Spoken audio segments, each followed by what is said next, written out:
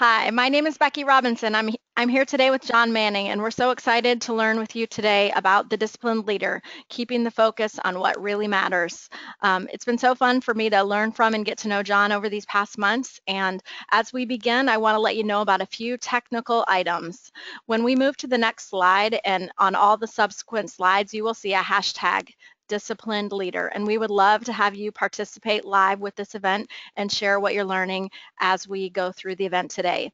The second thing I want to let you know is that we plan to have a poll later and also to take some comments and questions throughout the event. And so what I'd like to do right now is to direct you to that question panel. And just so you can get comfortable with it, I'm going to ask a question. I discovered this during my conversation with John, who's calling in from California, where it's still morning, and I'm calling from Michigan, where it's afternoon. I discovered that we both like to get up very early in the morning. So to get acquainted with your question panel and also maybe to get a pulse on how disciplined you are as a leader, how about you tell me in the question panel what time you prefer to get up in the morning to try it out? I would love to hear that. Um, so Elizabeth, a couple of people are saying they have an audio issue, but it looks like most people are responding. And we have quite a few people at the 5 o'clock hour, quite a few people at the 6 o'clock hour, a few crazy people like us who get up in the 4 a.m. hour or 4:30 hour. I don't know if anyone's going to own up to sleeping late. And thank you, Elizabeth. I'm glad your audio is okay now.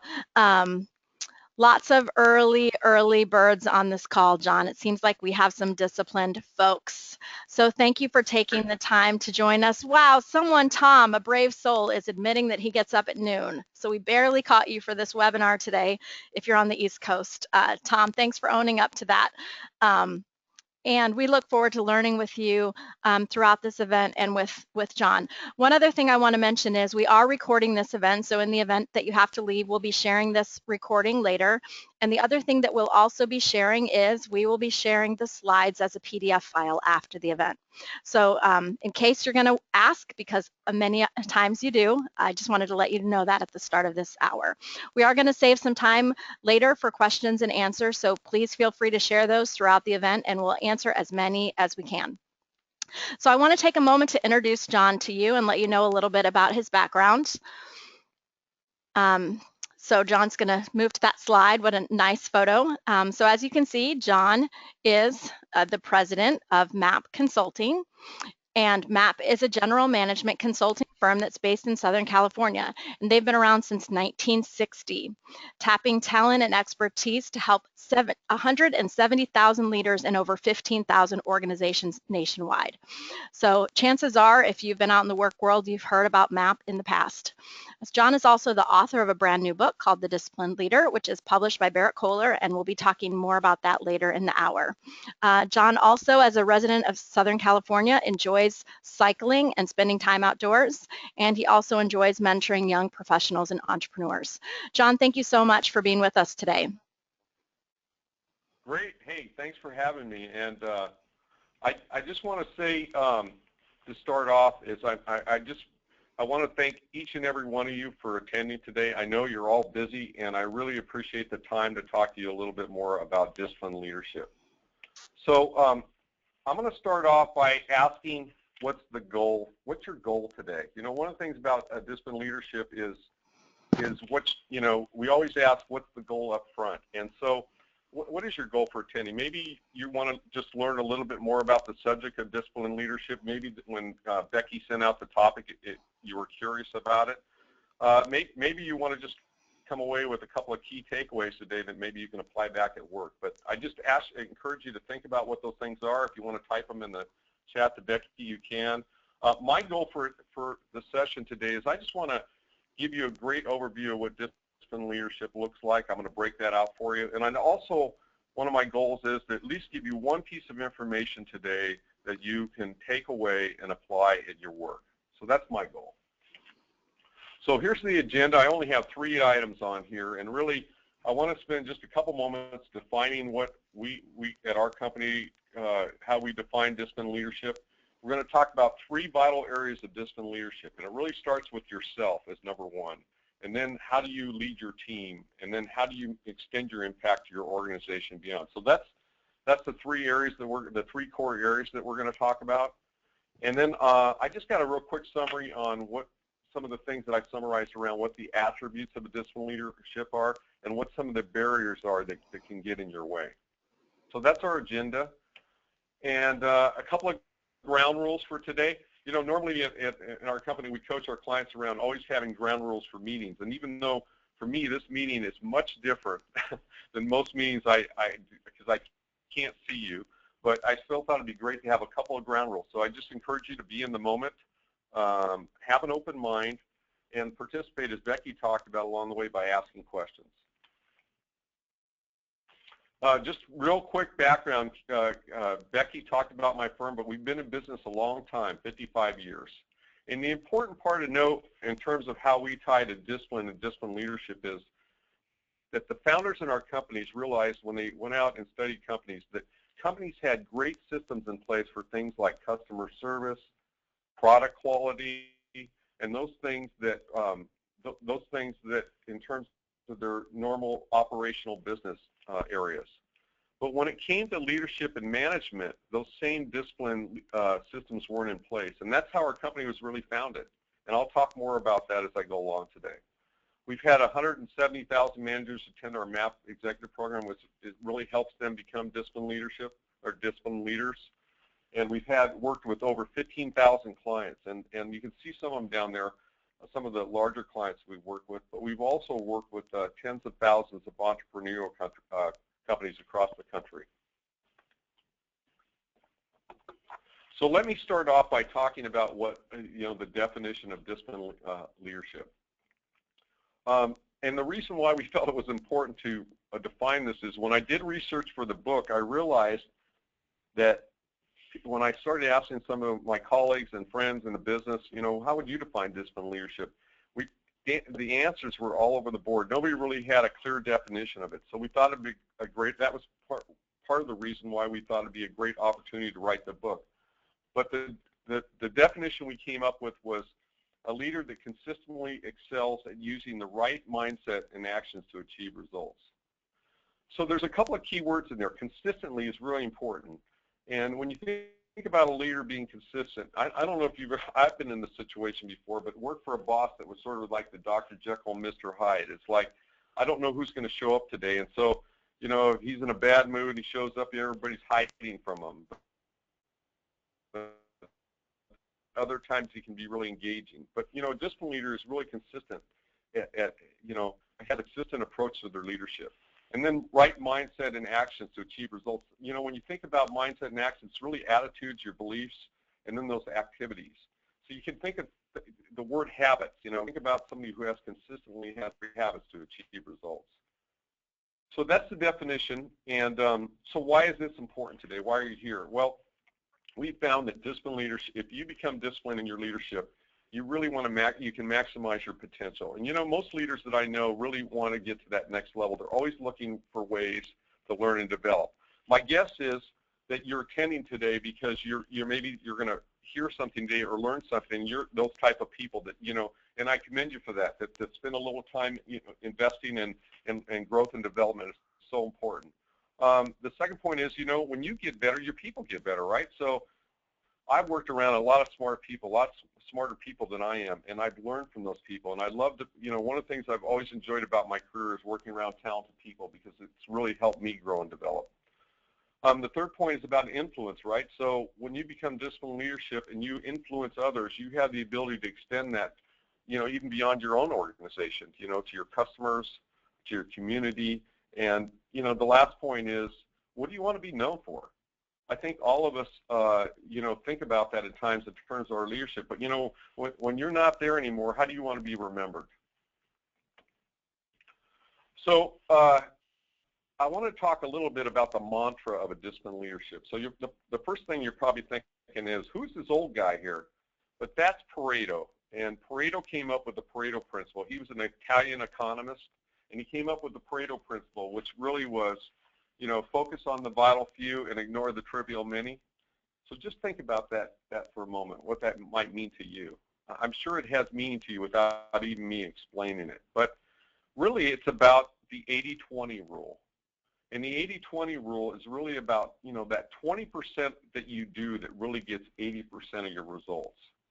And, disciplined leaders are grounded in that principle. They're always focused on those things that really matter. They're focused on those things that matter at their work. They're focused on those things in their overall life. And it makes a huge difference in terms of what they accomplish in their life. Now, when we coach clients, you're probably thinking to yourself, what's my trivial mini? Well, when we coach clients, we talk about, well, you can't always, if you're a leader of a company, Becky runs a company, she can't always ignore all the things that maybe are trivial to her, but she can delegate those things. So the question I've been asked, we just launched this new book, but the question I've been asked the most frequently is, well, how do I identify what my vital few are? This comes up over and over. It came up with the publishers. They said, oh, tell us more about the vital few. So I thought I'd spend just a couple minutes talking about what the vital few are and help you understand that. So I talked about it earlier. It's really those things that really matter in your job, your business, and your life. So let me give you an example. If you're in a job and let's say you have a goal, a revenue goal, when you're involved in that activity that's creating revenue, you're focused on your vital few. Maybe the meetings you attend, the phone calls, the emails that happen all day long, they're not really your vital few. Some of those things you have to manage, but it's about your ability to really shift focus and say, I'm going to focus on that 20% that's going to help me hit my goals and be successful at work. And it's not all as easy as it sounds. I've had days where I'm driving home, I have a long commute where I have plenty of time to think about it, and I think, what did I really get done today? I was busy all day. It seemed like it was a crazy day. But when I went back and thought about, okay, what's my vital few today? I realized I never got focused on those things, and so it helps me sort of get refocused the next day. A business has a vital few. So when you think about a business, they might have some vital few around their customers, product quality, customer service. And when they can get everybody aligned to those things that really matter at a business level, it's really a powerful thing. When you get people aligned to the vital few of a company, you can really drive results. And then in life, if you want to pull it up a level, you have a vital few in life. So for example, if you're watching TV, I would imagine you wouldn't think, well, that's one of my vital few. But if you're thinking about things like your family, health, spirituality, your retirement, your finances, that's probably some of your vital few in your life. And those things can change over time. I know when I was younger, I wasn't as focused on my health. I was just naturally healthy. And, when you're young, you have all this energy. But, as I've gotten older, I've really created more focus around the health issue because I'm thinking, more long term. And so I put some things in place to try to try to focus on that. The important part of that is they can change over time and circumstances, and I'm going to give you an example of how they can change really quickly at work. And they're always defined by, what's your goal? What are you trying to do? If you've got assigned goals, if you run a company, I know you have goals where you want to take that business. If you're in a position, your boss is giving you goals. And so it's really about focusing on that 20% that's going to drive your results. So here's an example, another way to illustrate the vital few. And I'm not a pilot. In fact, when I looked at this picture, this is the picture of a jet, of a cockpit of a jet. I thought, there's no way I could ever be a pilot because I'm not very mechanical, and I saw those gauges, that whole engineering piece. But, when you look in the middle of that cockpit, there's 6 panels there around all those instruments. And right in the middle there, you can see some of them lit up there. And that's, I'm not a pilot, but that's what pilots call their big 6 on this particular aircraft. And when they're flying that jet, that's what they're focused on in those panels. That's their vital few for that flight. They're not looking out the window going, oh, let's turn right here, the airport's over there. They're focused on those instruments. And that's their vital few. And so when something goes wrong with one of them, yeah, they look at all those supporting instruments, but basically they fly that airplane by focused on their vital few, and their vital few are right in the middle of that cockpit. So I thought I would give you a really dramatic example of the vital few in life that really made a difference. This is the miracle on the Hudson. I'm sure all of you are familiar with the story, but I'm just going to try to give you a quick recap of this. On January 15, 2009, Flight 1549 takes off from Newark, New Jersey, and it's headed to Charlotte, North Carolina. In control was Captain Sullenberger. They called him Sully. He had 42 years of flying experience. So they take off, and they're climbing the plane. Everything goes normal, and they get to around 3,000 feet, and all hell breaks loose. There's a bunch of noise hitting the plane, and they lose both engines. And what happened is they went through like a flock of geese, and at that moment they lost total power of that plane. And if you think about it, if you know, people know about flights, that's like the most dangerous part of a flight, to lose power. So Sully takes command right away. He says, "I've got the plane," and the co-pilot said, "I got the plane." So his first decision is he evaluates the option to go back to Newark. So he says, "Mayday, Mayday," and he gets clearance to land in New York. They give him clearance almost immediately. So it's even as he's evaluating that option, the nose of that jet's coming down, and he realizes this is no way he's going to do that. So he goes to his second decision. His second decision is he looks over and sees Teterboro. I think it was off to the right, and he calls out the Mayday and asks for clearance there, and boom, right away they give him clearance. But he realizes within a few seconds that's not an option. So now he goes to option 3. Now the thing to know about Sully is he was a trained glider pilot, and now he's gliding the biggest, fattest, widest, heaviest glider of his entire life, and there's 155 people on this plane, including him, that they're going to depend upon him to land this jet. And so you guys all know what happened. He sees the Hudson, and he calls in, "Mayday, Mayday, we're going into the Hudson." And the accounts of I don't know, he barely cleared the George Washington Bridge by several hundred feet. They were above it. Could you imagine standing up on the bridge and seeing this jet coming in? But it's an amazing story, and there's a picture of it there you're looking at. And I don't know about you, but with all the negative stuff out there in the world today and all of the news, when I heard this story, it just gave me goosebumps. I was just so thrilled by the story, a story of courage and survival. And the important part is this is a great example of disciplined leadership, right? So in 208 seconds, Sully had to make 3 key decisions to save that plane. And he did a lot of interviews after this incident, but one of the great interviews was with Katie Couric. And Katie asked him some questions, and one of the questions she asked is, "What were you focused on?" And what he really described is what I've been talking about in these last couple slides. He described about focused on his vital few. He talked about those critical things he had to do to land that plane. He wanted to keep the nose up slightly because if it got, they'd go into a nosedive if he didn't. He wanted to keep the wings level because if the wing came in at an angle, I don't know if you've seen pictures of it, but you got to come in completely level, or that jet would have cartwheeled when it hit the water. And then the whole thing with the airspeed and touching down at the right speed, not too fast, not too slow, but not below the minimum flying speed. Because if you went too slow, the plane would have just fell out of the air. And so he was focused on his vital few, and that's a great example of what happens when you focus and how your vital few could change. Because he was probably like a lot of pilots that I described, focused on normal panels before that happened. Some of the other things he demonstrated real well, he seized the lead. He took control of that situation. He stayed calm. He set the tone. He was prepared, and his team was prepared, right? So they were doing their job. And one of the questions that Katie asked him was, were you praying? And he said, "I figured the 154 people behind me had that covered." So, and he acted decisively. So the real point here is, you might not, at your business or your job, or if you own a business or you're at work, you're going to have things go through your engines, right? They're going to slow you down. And the question is, are you ready to handle that? Are you going to be focused on your vital few? Are you going to take that leadership role? Are you going to stay calm under pressure and make that happen? And so it's just a great lesson. And because of his leadership, there's 155 people that are alive due to his disciplined leadership.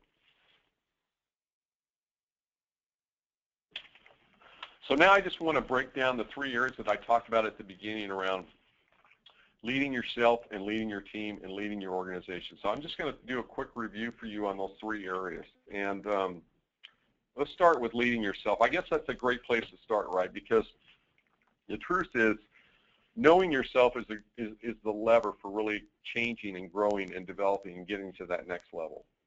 And, you know, all the great leaders that I work with had a great sense of themselves. But in terms of knowing yourself, it's things like managing your worries. I know we all struggle with that. I know I do.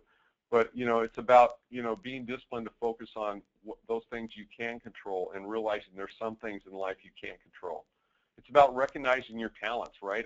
Everybody that I've worked with, I mean, almost every single individual I work with, they have certain talents, and sometimes they don't even see it in themselves. But it's about recognizing your own talent and really understanding what your skills and gifts are and how you can use those to become a better leader. It's about getting out of your own way. One of the things I told you, we've had, you know, over 100,000 people go to our program. That's the number one thing we found out with them, that they get in their own way of development. So it's really understanding, you know, what are the things that your own barriers that maybe where you've gotten in your own way? What are the triggers that cause you to maybe not move forward? And then the next point is really about really wanting to reach your leadership potential, and doing that by, as we just talked about in that example, about having the courage. And it does take courage, right, to stay focused on those things that really matter. Another thing in terms of leading yourself, really, I can't understate the importance of this, is values. It's about really understanding your values. And a perfect example of values is if you've gone to a funeral and you've listened to a loved one, and people will describe how that person lived their life and all the great examples they give, they're really talking about that person's values, because values are really reflected in your behaviors. And it's so critical, because if you don't have good values and integrity, you can't build trust. And if you can't build trust, people are not going to follow you. So really understanding using integrity as a guiding principle. And I've asked people have defined and asked me, well, how do you define integrity? And for me, it's just about a lack of not aligning to your stated values. So if say you're an honest person and you're a team player, but your behaviors don't align to that, then you lack integrity. Having humility. Disciplined leaders put more focus on themselves than others. They use a lot of we language in terms of when they're talking about their team.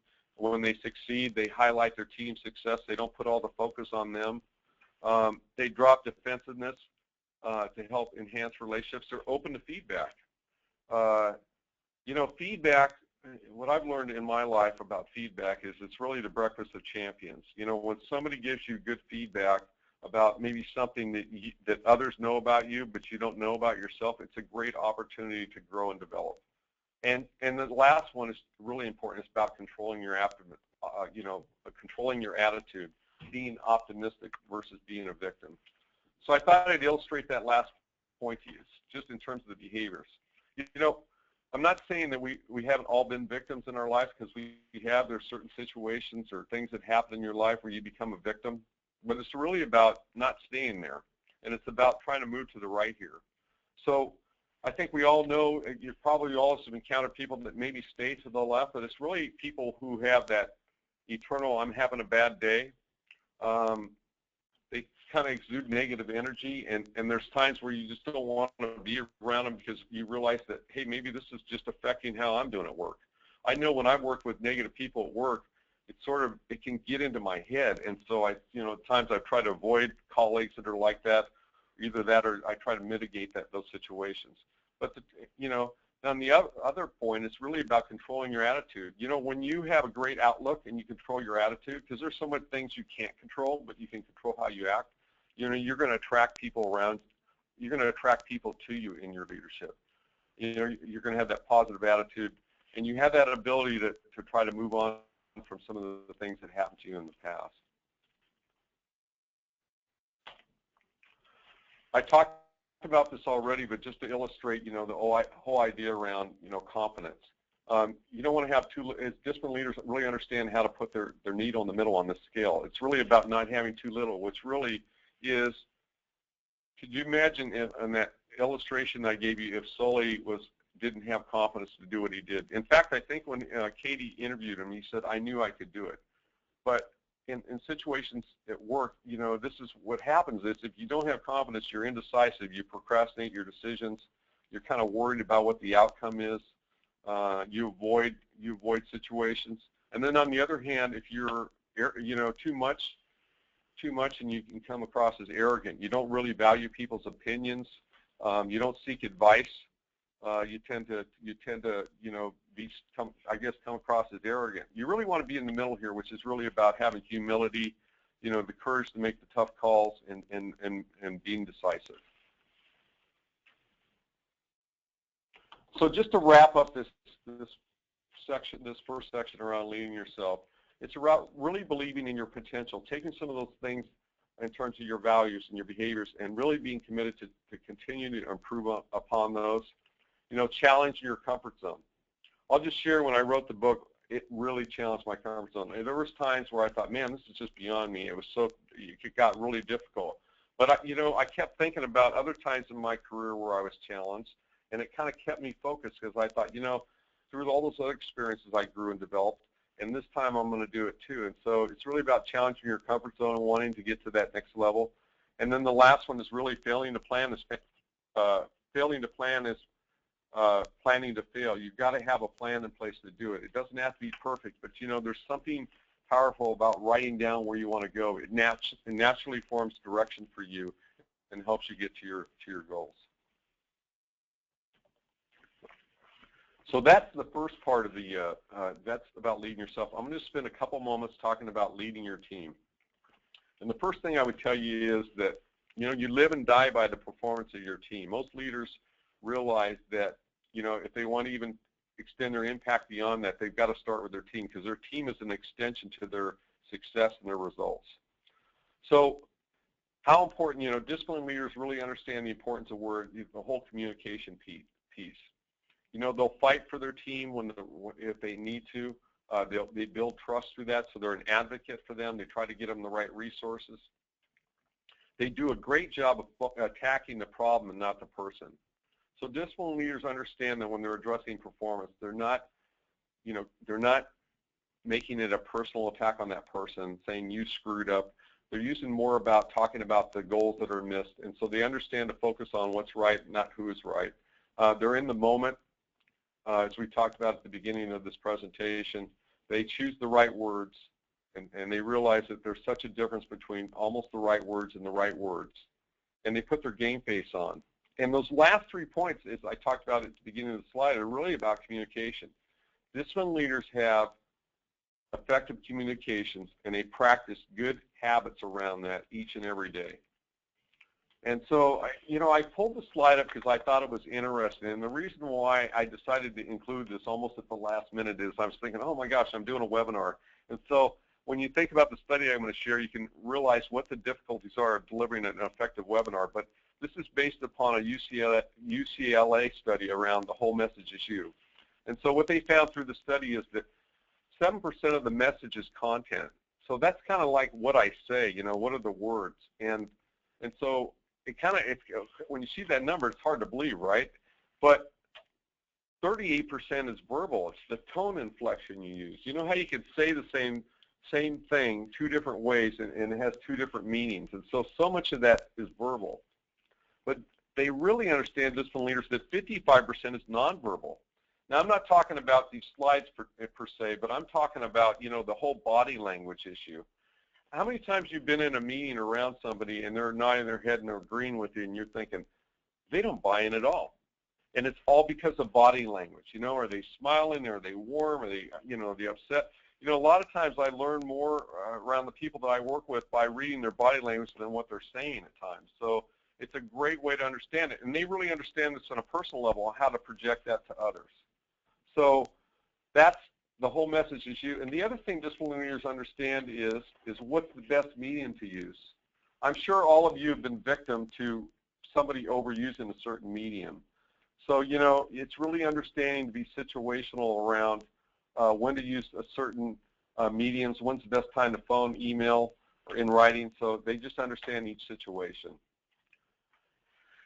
Disciplined leaders understand that people are their greatest asset, so they surround themselves with great talent. And one of the secrets that I've learned in my career is I like having people work around me that are smarter than I am, not only just to get the job done, but to learn from them. And so they're not put off by that. They don't see that as a threat.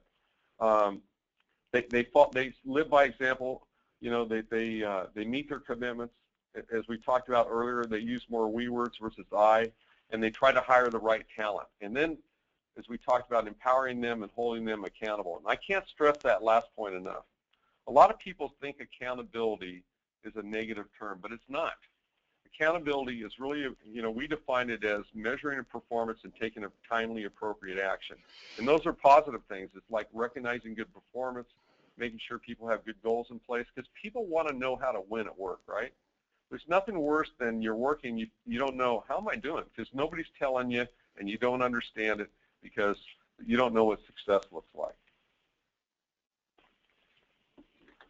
Disciplined leaders empower employees. So I don't know about you, but I felt like that little guy to the left there with the strings off him, I felt like that guy before. And it's not fun, right?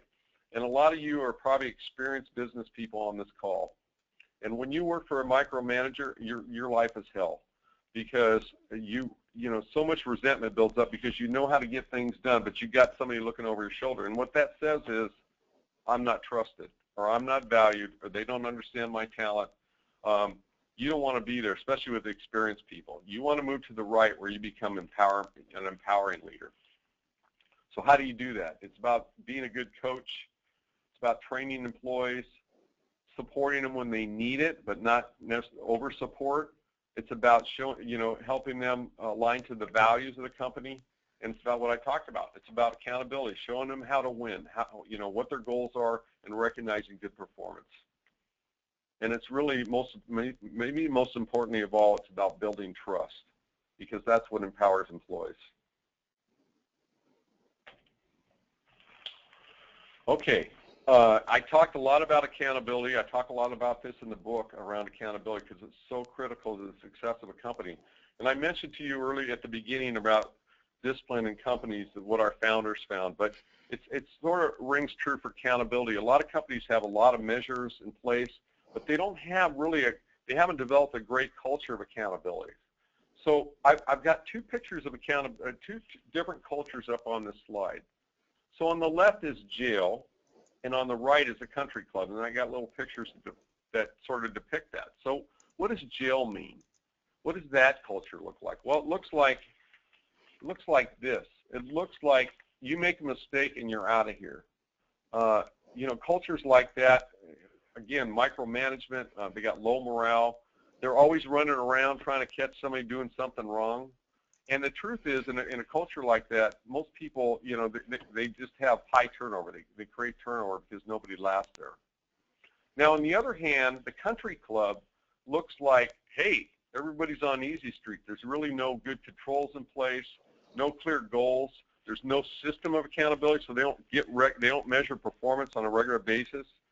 And what happens in a culture like that is, and this happens a lot in entrepreneurial companies, a lot of family companies, you run into these big issues around, I've got all these family members and all the personalities I'm dealing with, and sometimes it's tougher to have accountability in these companies. And what happens there is they sort of employ that hope strategy there. So the question for today, we have a poll here, and I'm going to turn over to Becky, is, if I were to ask you, how would you rate your situation at work now? Are you more on a jail side or the country club side, or just right? So, Becky, you want to take this poll now? Well, I sure would love to. I'm a little bit flummoxed because the poll has disappeared. So what I'm going to ask everyone to do is to use their question panel and tell us which side is your company more on. Are you on the jail side? And if so, type jail. And are you on the country club side? And if so, please type country club. Or if you're in the middle, please say the middle. I'm so sorry, John. I've been hunting for the past few minutes to try to get ready, and the poll disappeared from when we practiced before. That's fine. We have a plan B. So we have a plan B. So far, John, I'm getting a good mix between jail, and the first few people who answered said jail, jail, jail. I had only a couple of people say country club, and then most people, it seems about half and half between middle and jail. Very few saying country club. Some people are experiencing both extremes in their organizations. Great. Well, for those of you that feel like you're in jail, I understand exactly what you're going through. I've been in that situation. It's tough, right? It's hard to get motivated, and the secret is, if you have influence on there, is you want to move your work groups to the middle here, right? Because that's where accountability lies, really effective accountability. On the right, if you're in the country club, what happens in a country club environment is good performers leave, A players leave. And the reason why they leave is that their good performance isn't recognized and poor performers aren't addressed. So they leave. In jail, a lot of good performers leave because they're just not recognized there either. And, you know, people overall leave on the left because they're just basically miserable in their positions. But I guess the point here is discipline leaders try to move people towards the middle here. Okay. I already talked about this a little bit. Discipline leaders are good coaches.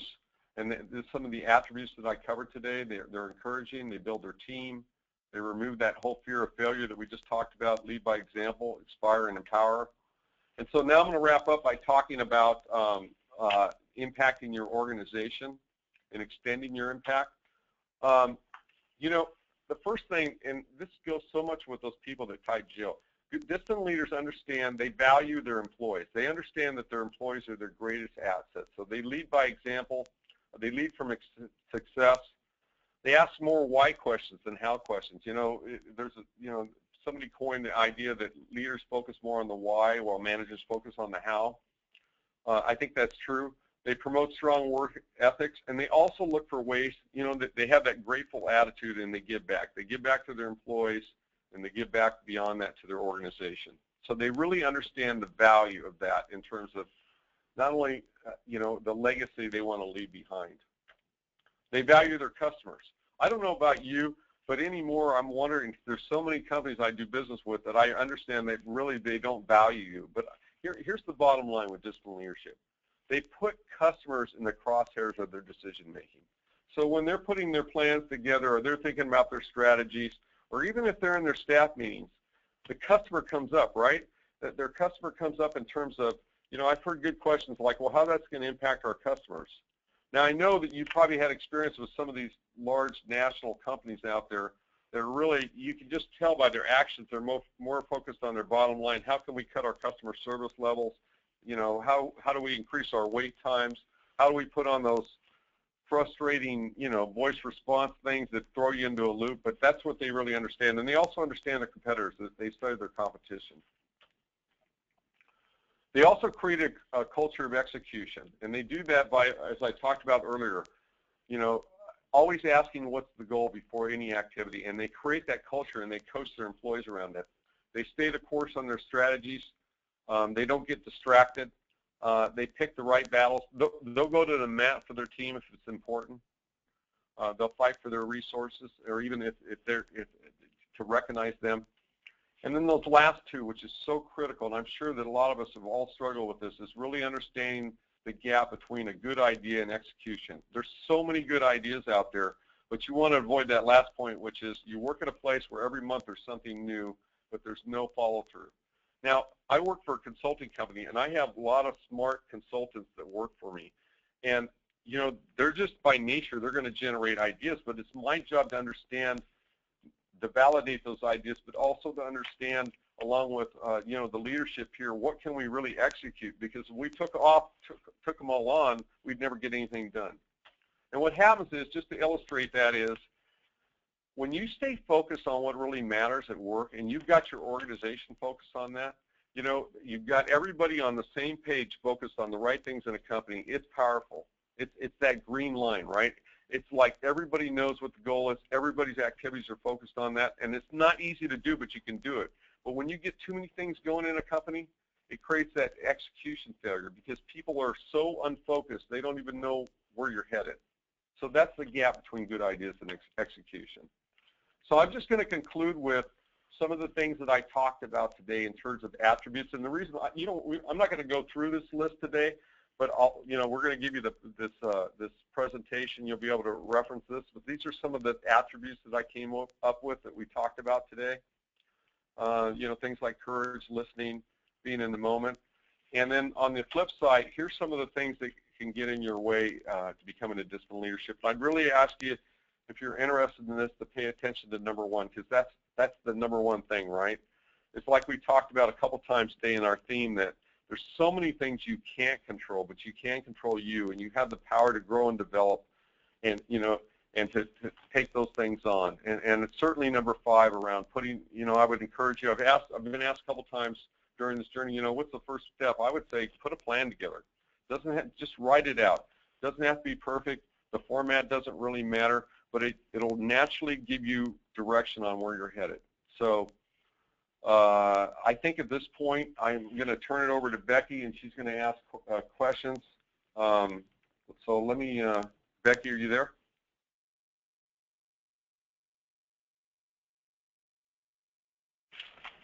Becky? I'm here. Sorry, I wasn't fast enough on the Okay. unmuting. Can you hear me? I am here. So, John, I have a Yeah, few go ahead. questions, So we're at the. yes, I have a few questions, and I want to invite people to type more. Here's a question related to something referencing slide number 23. When you mentioned, John, that it's better to focus on what is right, not who is right. And then, so this person is wondering how that applies, because you're also saying to hold people accountable, and the person sees a contradiction. So if something goes wrong, you have to hold the right person accountable, which seems to focus on the who and not the what. So that's kind of a complicated question. I hope I presented it clearly. No, you did. I think the way to handle, good accountability leaders really understand that when somebody's missing their goal, usually the first step is to coach them for performance. And so, really, about if you're coaching somebody who's missing their goal, or you're addressing performance that's not hitting goal, it's really about focusing in on what activities are happening with that person, understanding how they, what did they do, asking those why questions around why did you miss your goal, versus having a personal attack like saying, hey, you're screwing up, you're just not doing the job. That sounds really personal, right? So it's about attacking the problem, like, okay, if you're missing your sales goal, let's talk about what's happening there. Why are you missing your goal?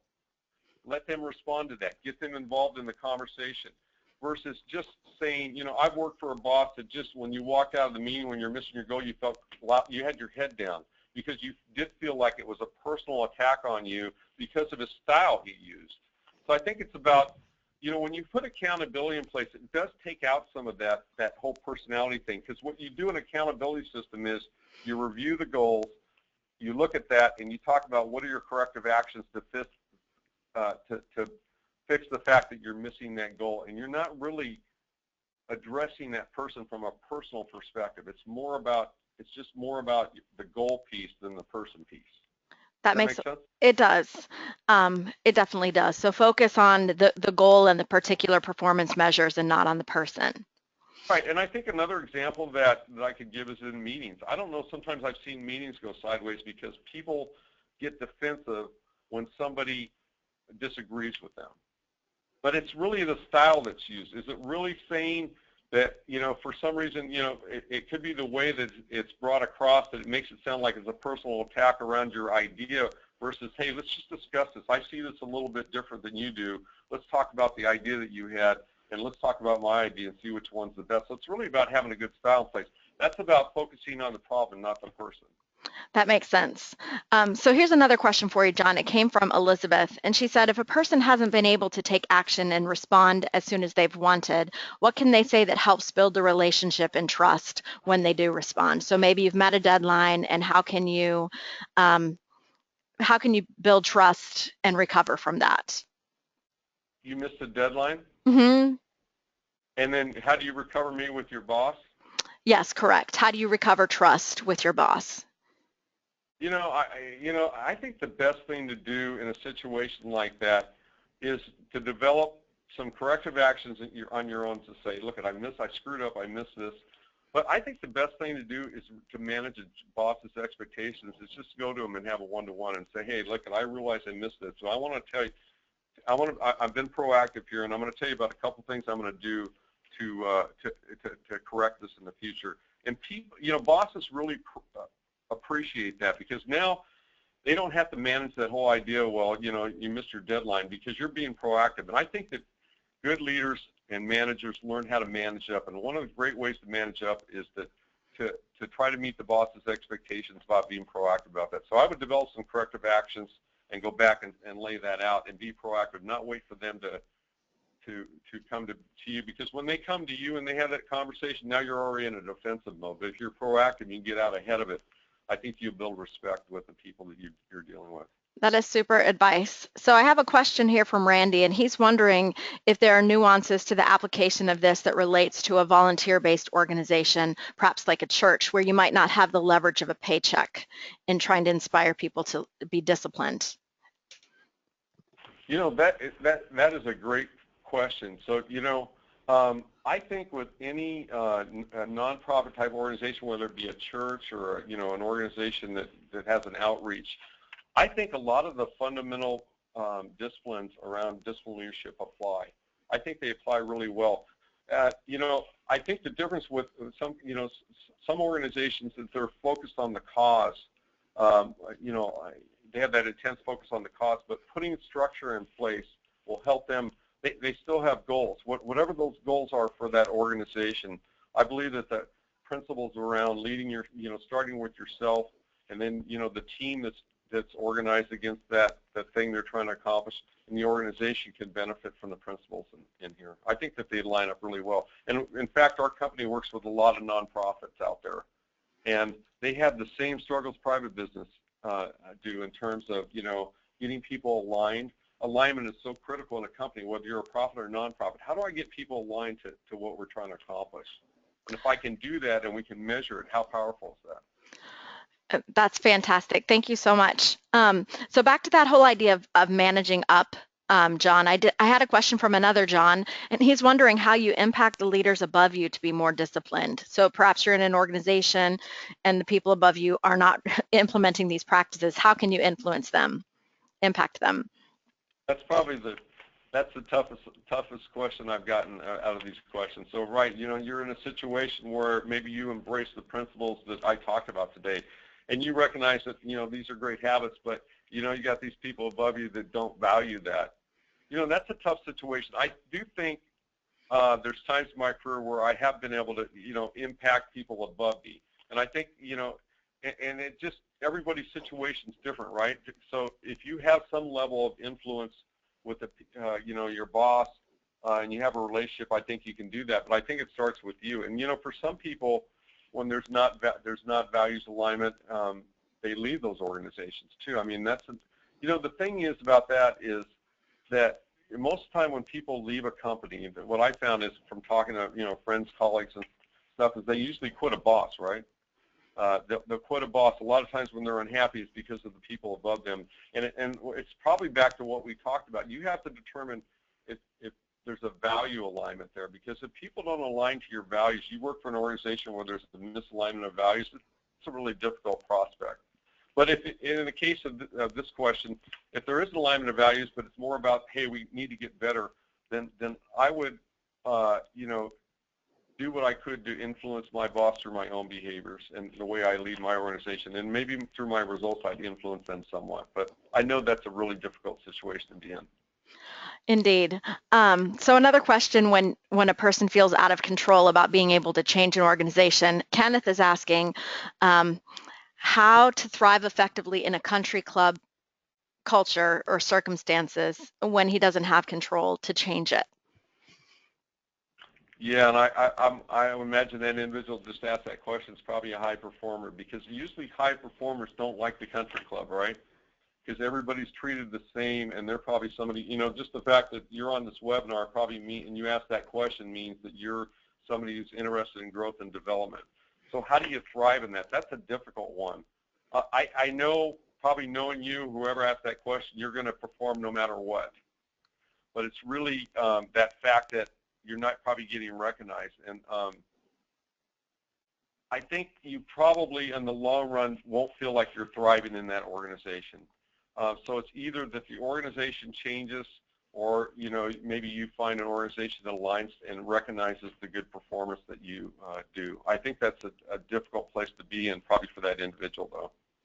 So The person, his name is Kenneth, who asked that question, John, he's also asking how to connect with you personally, and we'll talk about that when we wrap up. But since he specifically asked, we do have the title slide here with John's phone number and email address, and John had mentioned that he'd welcome anybody contacting him after the event. So Kenneth, you can definitely reach out to John. I want to take a second on a comment because I've never seen a comment like this in the dozens of webinars that I've done. Mari Annixter has written that she has not so much a question as a comment, and she wants to congratulate you, John, on your standout book. She said, as managing editor of a global business blog, she's read, seen, skimmed countless business books and edited more than 6,000 articles. Many of them are focused on best practices in leadership. And she's saying that what she's most impressed by is the straightforward common sense. Straightforward common sense language that John speaks to us and not about us, and he speaks as if he is one of us because he is. And she wanted to just give you a shout out for the book. And wow, I have never seen such high praise come into a comment in a webinar, so I had to take a moment to share that. Oh, thank you so much. Thank you so much for that comment. So I have another comment / question here from Steve. Steve says, in answer to the person who was talking about the high performer stuck in a country club culture, one thing to consider is to build a community of other high performance within the country club and look together to shift the culture toward one that values effort and hard work. So I guess there's no question there, just a really valuable comment. Thank you, Steve. That's a great comment, Steve. Fantastic. And he says, you're welcome. So a few other comments that have come in. David is mentioning, John, that in order to have a culture of accountability, the leader must first create a leadership and coaching culture. And he thinks that your definition of leadership could also be a good definition for coach. Absolutely. And as long as I'm giving you high praise, because this is crazy, so much good stuff coming into the chat. Elizabeth is saying that I should be sure to let you know that you have a terrific speaking voice and that it's obvious that you know this content and can give great insight on application. So thanks to all of you who have taken the time to leave some positive comments. I do have another question for you. This one came from Kevin. John, he says, what personal strategy do you suggest for a manager or leader within a nonprofit organization that's missing healthy accountability and is operationally disconnected from the board of trustees? God, that's a great question, and we run into that. You know, one of the things that we help with nonprofits, or one of the structures we put in place, is starting off with having a regular accountability meetings. It's sort of having that accountability meeting on a regular basis, and you have nothing else on the agenda. It's just about what the organization's goals are and how you're doing against that, and starting with some structure in place where you regularly get together. It could be once a month, you know, to set goals with, 30-day goals out there, to go ahead and review just to put a process in place to start. Just some way of having that dialogue around the performance of the companies, because a lot of companies, they're busy working in the business, but they never pull back and look at the organization like a nonprofit. So it's a great starting point to start having monthly accountability meetings and tracking your results, and it also gives you a bridge back to the board, because that's sort of an effective way to have a dialogue around what's really happening in that organization. Great.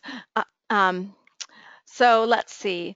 Wow, I keep hearing lots of great comments and lots of great comments. I'm trying to just sort through them. Please forgive me so I can try to find the questions. A comment from my friend John Thurlbeck. He says you can last for a while as an anachronistic team within a bigger organization, but sometimes you have to move on. And high performers will find their proper level eventually. So that's helpful, John, and I appreciate you sharing that. I have a question for you, John. I'm curious, you're leading this company that's been around for 55 years. As it relates to your work, can you articulate your vital few? What are the 20% of things that you're focused on, John? Right, that's a great question. So just to give you an example of what I talked about today, one of my vital few right now is to bring talent into our organization. And so I have a couple of key positions I'm trying to find, and I'm in the middle of that. So every day when I'm coming to work, with my team, one of the things I'm having dialogue around, and we have people with different roles on recruiting and all that, is I'm focused on bringing talent into the company. So that's one of my vital few. And In fact, yesterday I was, I just like the example. I was driving home saying, you know what? There were some activities I needed to do today that I'm going to do today. But it's about me being focused and being conscious around. That's one of my vital few right now. So that's one example of the things I'm focused on. So another John, our friend, is asking, is one of your vital few being happy? Absolutely. I think for me, and that's a great question. So on that life, on your life vital few, what I found is when you're in alignment to that, you're in alignment to your values, you're in alignment to those things that matter most to you in your life, your family, your health, those things that are most vital. When I'm in alignment around that, I create alignment, then I'm a happy person. And the other way I think you become a happy person is by, and this one leadership piece, is by giving back. So when you're helping others grow and using your gifts and talents, I think that's how you find true happiness. Thanks. That's really helpful. So I have one more question that came in all around this idea of managing up. It seems like maybe we need a whole webinar on managing up. Kay is asking, how do you manage up with leaders who have favorites and do not focus on the gifts of each of their leaders under them? Man, that's such a great question. I mean, we actually talk about don't play favorites in the book, and it's such a big problem, right? Even when you're a child, there's cases when two siblings, one's treated as a favorite, and all the resentment that breeds. And that happens at work, right? So there's nothing worse than working for a boss that maybe plays favorites. I know for me, I was in a situation like that, and I was so resentful of it because somebody was getting a lot more recognition than I was. I felt like I was doing a good job. It's difficult. I mean, you don't want to. You don't. I don't think you want to get. I don't think you want to let it taint you in terms of your performance. So you're a good performer. You're making things happen. Somebody else is getting more recognition. I would just say, situations change over time. Bosses change. Situations change. I would definitely stay the course. But I guess the best advice is don't let it ruin. Don't let it ruin your career. Don't let it ruin your life because you're a good performer and a good manager or leader, and you got to keep focus on what those things will sort of go away. And I don't know in terms of if you have a good relationship with your boss, I think it's something you can approach with him on a one-to-one basis and just say, hey, I feel like things that not everybody's on a level playing field here, and here's a couple of examples. And again, if you do that, don't attack the person, just the problem, right? So you're talking to your boss, don't say, hey, you're a jerk, you're not treating people fairly. It's more about here's what I'm seeing in the situation, and here's how I'm kind of reacting to it. So you just sort of describe it that way. Does that make sense? It absolutely does.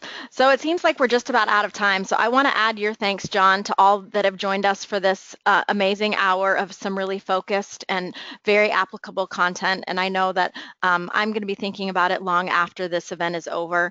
For those of you who are still on the line, we will be sending out some follow-up materials and a survey asking you about this event. And we look forward to your feedback and interaction over time. John, thank you so much for investing this hour to share your wisdom with us. And thank you so much for all the participants that joined today. It really was an honor and a pleasure to talk to you. Thank you so much. Thanks, everyone. Have a great day. All right.